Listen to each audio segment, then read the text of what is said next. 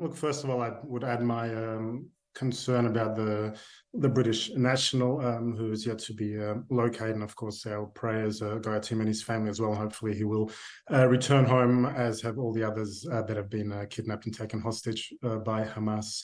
Look, right now, there is a sense of, I think, a nation in complete shock, people that are grieving. I'd ask yourself to put yourself in the position that we have been, and your listeners, you're at home, you're asleep on a Saturday morning, and there is a mass infiltration of terrorists.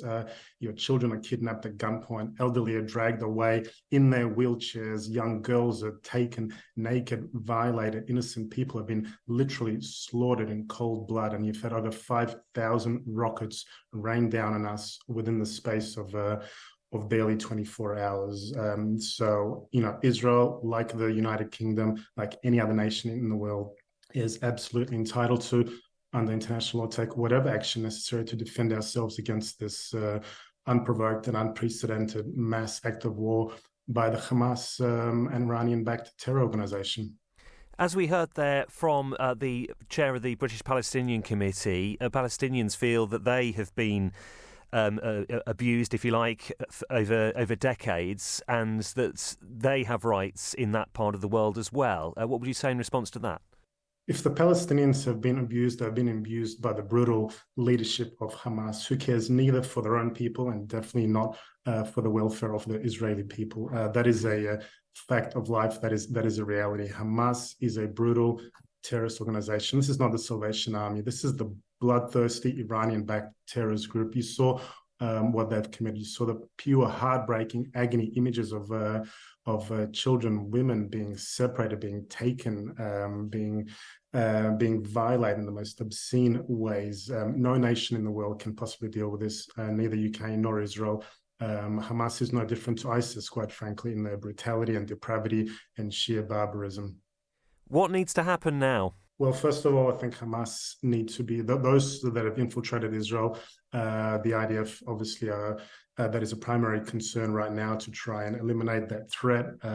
We want to, of course, ensure that all Israelis and all those that have been held, that have been taken captive by Hamas are returned, and that the way of life can go on. But what needs to be done, if how can I put this? If I may quote your former Prime Minister Winston Churchill in his first speech in the House of Commons as Prime Minister, he was asked, what is our aim? And you know very well what he said: victory at all costs, victory in spite of all terror, victory however long and hard the road may be.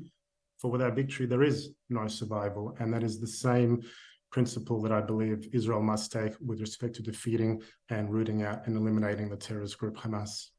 Ultimately, of course, people there want peace, don't they? I'm sure that Israelis want peace as much as anyone else in that part of the world. And how does that come about? Israelis want peace. Israelis yearn for peace. Israelis have sacrificed for peace. You have to also remember that in 2005, Israel left Gaza entirely, every last soldier, every last citizen. But instead of creating the foundations for a peaceful state in Gaza, Hamas created a foundation for a terrorist entity that has fired thousands upon thousands of rockets, that has taken our citizens hostage and captive, that has created tunnels, that inflicted the most unimaginable pain. The UK would not negotiate with ISIS. You cannot make a deal with an organization like that, nor can Israel. What we're dealing with is a brutal Islamist jihadist terrorist entity. Israel has shown time and time again, when there is a partner, we will make peace. We've done that with Egypt. We've done that with Jordan.